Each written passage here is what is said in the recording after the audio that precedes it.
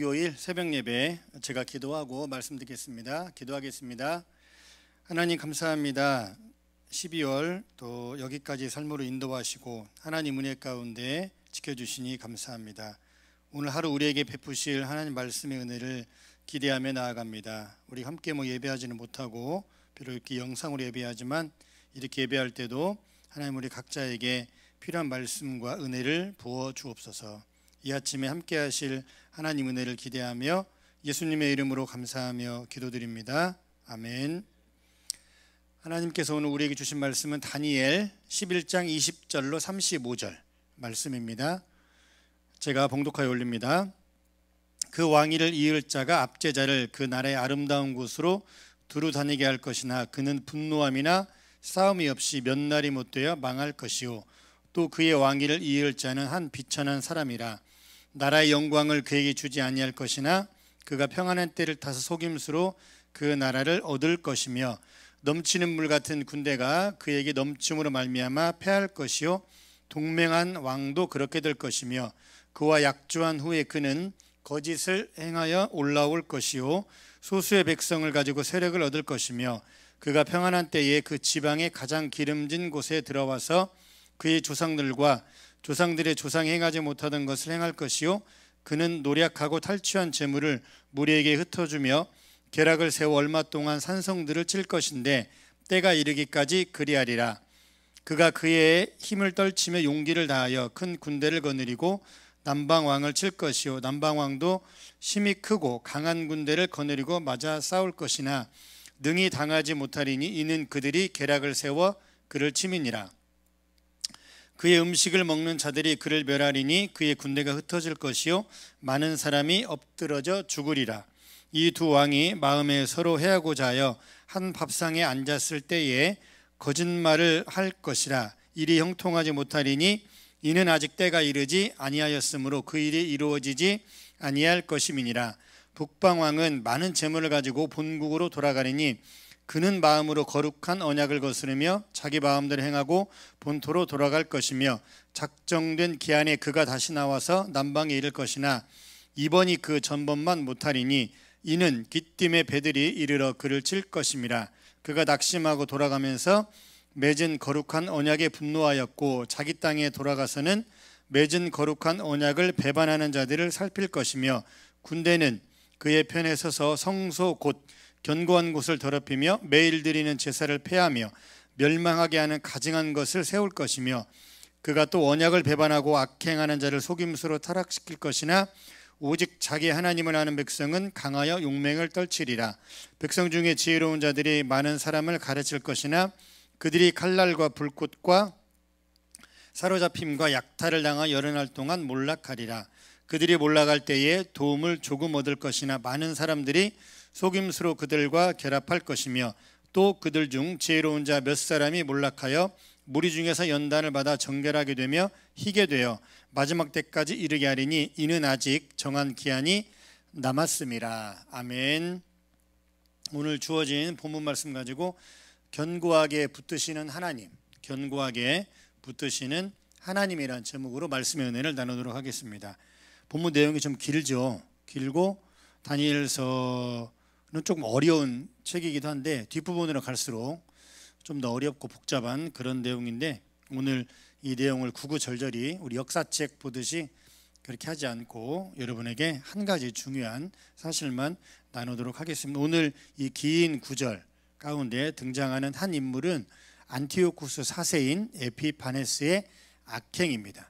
그 한 사람이 지금 이루고 있는 일, 그 한 사람이 저지르는 그런 일들을 오늘 본문은 길게 장황하게 해서 하나님께서 기록하여서 우리로 알게 하시면 우리가 이 사실, 이 한 왕의 악행을 우리가 꼭 기억하고 또 주목해야 하기 때문에 그렇습니다. 성경은 이 사람을 가리켜서 21절에 보면 한 비천한 사람이라고 에피파네스를 그렇게 말하고 있습니다. 또한 그가 평안한 때를 타서 속임수로 그 나라를 얻을 것이다 라고 말합니다. 안티오쿠스 4세인 에피파네스가 어떠한 인물인지를 성경은 21절은 참 잘 말해주고 있습니다. 또 23절 말씀 보니까 그와 약조한 후에 그는 거짓을 행하여 올라갈 것이요 소수의 백성을 가지고 세력을 얻을 것이며, 늘 거짓과 그 다음에 속임수, 그 다음 평안한 때를 몰래 틈타고 엿보는 그러한 간신과 같은 그런 사람이 안티오쿠스 4세인 에피파네스입니다. 어제도 그렇고 오늘도 그렇고 내일도 그렇지만 다니엘서 11장은 남쪽의 애굽 왕과 또 헬라의 왕 중에 금방 소개했던 이 에피파네스, 당시 시리아 지역을 거점으로 삼아서 주둔하고 있었던, 이 시리아의 거점을 두고 주둔했던 이 에피파네스, 이 사람은 애굽 왕을 치러 가기 위해서는 거쳐야 할 곳, 중간에 샌드위치 같이 낀 곳이 유다 땅 바로 예루살렘이었던 겁니다. 북쪽에서 남쪽 애굽을 치러 가기 위해서는 반드시 유다 땅을 지나가야 했습니다. 애굽도 마찬가지였습니다. 영토를 확장하고 넓히기 위해서는, 북쪽으로 가기 위해서는 반드시 유다 땅을 거쳐가야 했던 것입니다. 이런 거 보면 우리나라와 유다 땅과 지정학적 위치가 많이 흡사한 것 같습니다. 우리나라도 중국과 또 일본 그 사이에 껴서 수많은 또 침탈과 약탈을 그런 당했는데, 여기 유대 땅도 마찬가지였습니다. 오늘 이 긴 본문에 우리가 주목할 그런 구절은 30절 이하인데, 30절 한번 보겠습니다. 이는 기띔의 배들이 이르러 그를 칠 것입니다. 기띔의 배들은 바로 로마의 막강한 해군을 말합니다.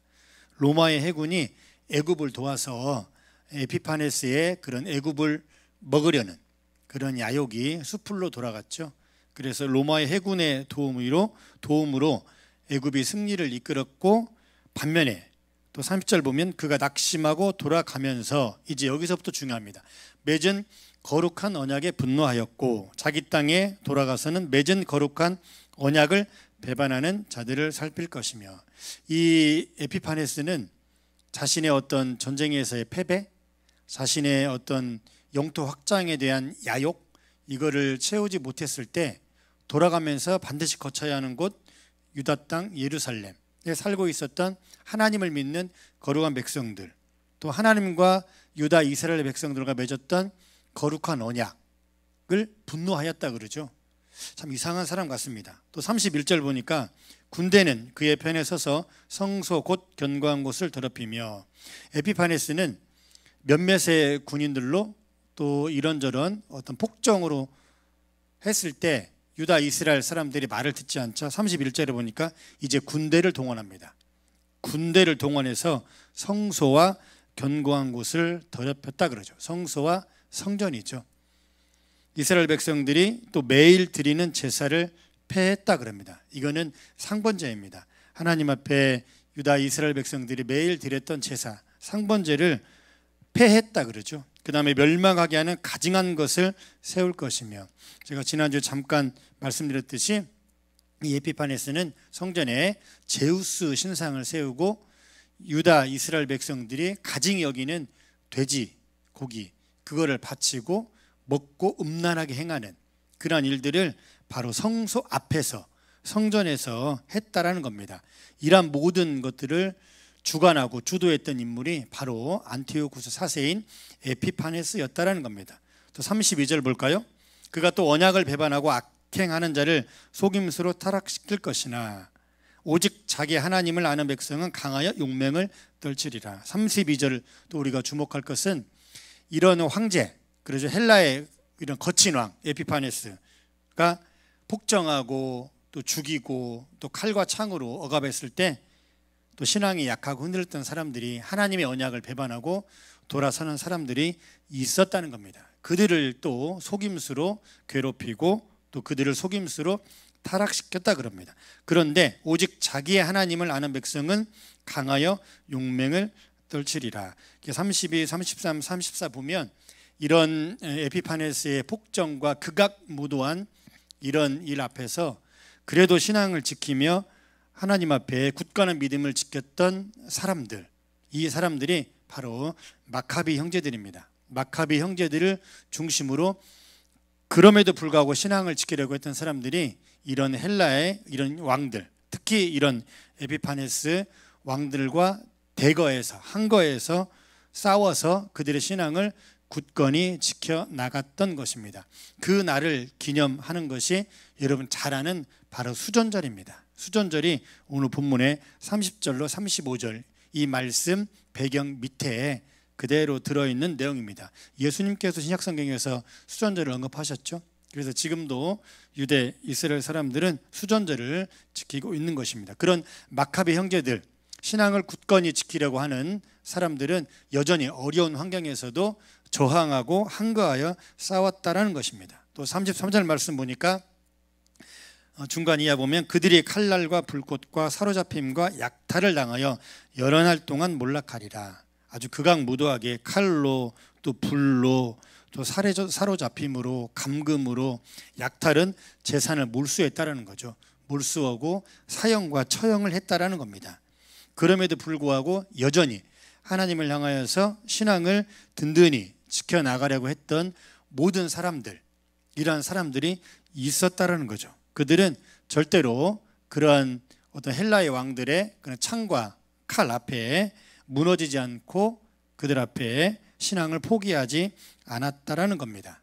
오늘 본문이 이런 내용인데 30절부터 35절 이하 말씀 보면 이런 에피파네스 이 왕이 정말로 제우스 신상을 세우고 돼지고기를 바치고 그 다음에 예수 하나님 믿는 사람들 또 신앙이 있는 사람들 그들의 신앙을 어떻게든 무력화시키려고 하고 이런 모든 일련의 행위들 이러한 것들은 다른 말로 바꿔 말하면 바로 헬라화 정책이었던 것입니다. 굉장히 무서운 내용이죠. 이 에피파네스 왕은 유대 땅 이스라엘 사람들 하나님을 믿는 사람들 그 땅을 헬라 지역으로 헬라화 시키려고 했던 것입니다. 여러분 헬라화 시킨다는 게 무슨 말일까요? 여러 가지 많은 뜻이 있지만 뭐 정치, 경제, 교육 이런 것들이 있지만 저는 오늘 종교적으로 딱 하나 보자면 헬라화 한다라는 것의 종교적인 의미로 우리가 들여다본다면 하나님만 신이냐 그 말입니다. 그렇죠. 따지고 보면 들어가 보면 하나님만 신이냐 그러죠. 그런 의미가 바로 헬라화 된다는 겁니다. 너희들이 말하는 야훼 하나님, 여호와 하나님 외에 다른 사람들도 다른 것들도 충분히 신이 될 수 있다라는 겁니다. 그래서 헬라의 왕들은 자신을 신격화시키는데 굉장히 주력했던 사실을 우리 역사의 책들을 보면 한 번씩 발견할 수 있었던 것입니다. 이런 핍박과 이런 폭정 아래서도 조금 전에 제가 말씀드렸던 마카베 형제들을 중심으로 하나님의 신앙을 지키려고 했던 사람들은 헬라화 정책에 반대해서 굳건하게 믿음과 신앙을 지키려고 했던 것입니다. 그렇다면 12월 오늘 10일 오늘을 살아가는 저와 여러분 우리에게 있어서 이런 헬라화 정책은 어떤 것들이 있을까요? 저는 오늘 새벽 설교 말씀을 준비하면서 한 가지를 묵상해 봤습니다. 어쩌면 우리가 세속화되는 것, 그렇죠. 세속화되는 것이 오늘 본문에 나오는 에피파네스 이 사람이 유다 이스라엘 땅을 헬라화시키려고 했던 갖은 정책과 폭력과 창과 칼로 그 다음에 죽음으로 이런 것들로 이스라엘 땅을 헬라화시키려고 했던 모습을 지금 우리 가운데 적용해 보자면 어쩌면 우리의 신앙과 우리의 생각과 우리의 믿음이 세속화되는 것이 아닌가 생각합니다. 세속화되는 것의 가장 빠른 지름길 예수님께서도 마태복음 산상수훈에서 가장 중요하게 말씀하셨던 여러 가지 것들이 있는데 그 중에 또 하나가 예수님께서 경계하셨던 것이 바로 맘모니즘입니다. 여러분 맘모니즘 구체요 제가 길게 설명 안 해도 다 아시겠죠. 돈을 우상화시키는 거죠. 예수님께서는 일찍이 하나님과 재물을 겸하여 섬길 수 없다라고 말씀하셨습니다. 그렇죠. 돈을 우상화하는 것, 하나님이 예배하는 것보다 돈이 더 먼저인 이런 모습이 오늘 본문에서 말하는 이런 헬라화 정책, 헬라화되는 그런 모습 여러분 아닐까요? 우리 안에 은근히 들어와 있는 우리 안에 내재되어 있는 그런 맘모니즘을 향한 우리의 마음들 그래서 내가 하나님의 뜻에 순종하여서 따라가기보다는 내 뜻에 하나님이 순종하여서 따라오기를 바라는 그렇게 신앙하는 모습들이 적지 않게 있다는 것을 우리는 심심치 않게 발견할 수가 있다는 것입니다. 사랑하는 에덴교회 성도 여러분, 저와 여러분, 우리의 신앙이 세속화되는 것을 우리는 막아야 합니다. 저항해야 합니다. 가만히 앉아 있으면 어느덧 우리의 신앙도 만무니즘으로 뒤덮여서 나도 모르게 부지불식간에 세속화되어서 하나님을 저버리고 신앙인지 하나님인지 돈인지 전혀 헷갈려하는 그런 모습으로 전락하고 또 타락하고 말 것입니다. 바라옵기는 하나님 앞에 여러분의 신앙을 굳건하게 지켜서 또 견고하게 붙들어 주시는, 오늘 말씀의 제목처럼 견고하게 붙드시는 하나님의 은혜 앞에 나아가기 위해서는 여러분이 노력하여서 하나님 앞에 기도하고 또 말씀을 붙잡고 나아감으로 승리하시는 그런 날이 되면 참 좋겠습니다. 그래서 우리의 신앙이 변질되지 않고 우리의 신앙이 세속화되지 않고 우리의 신앙이 헬라화되지 않는 그런 모습이 저와 여러분 가운데 넘침으로 오늘 하루 살아가실 때 하나님 은혜 가운데서 평안함이 넘치시고 승리하시는 그런 한날이 되시기를 우리 주님의 이름으로 진심으로 축원합니다. 아멘. 제가 기도하겠습니다. 하나님 감사합니다. 어려운 환경과 여건과 상황에서도 택한 백성을 견고하게 붙드셨던 그 하나님의 은혜가 이 시간 예배하는 우리 모두에게 임하기를 간절히 소망합니다. 하나님, 나의 신앙이 세속화되어 가지 않기를 간절히 소망합니다. 만무니즘에 젖어서 그렇게 하루하루 아무 생각도 없이 하나님 없이 살아가지 않게 하시고 하나님 말씀 묵상하면서 하나님 말씀 붙잡고 견고하게 붙드시는 하나님을 묵상하면서 말씀으로 승리해 나아갈 수 있는 에덴의 모든 성도들의 삶이 될 수 있도록 하나님 인도하여 주옵소서. 오늘 하루 그렇게 승리케 하실 하나님 은혜를 기대하며 예수님의 이름으로 감사하며 기도드립니다. 아멘. 주님 보좌 앞에 나가 참된 안식과 기쁨 나누리겠네. 경배하며 주의 얼굴 구할 때 신실하신 주님 찬양해.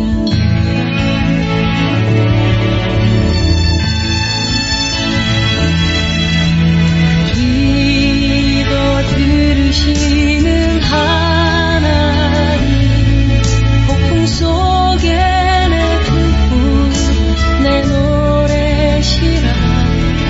주의 날개 아래서 내 맘 쉬리니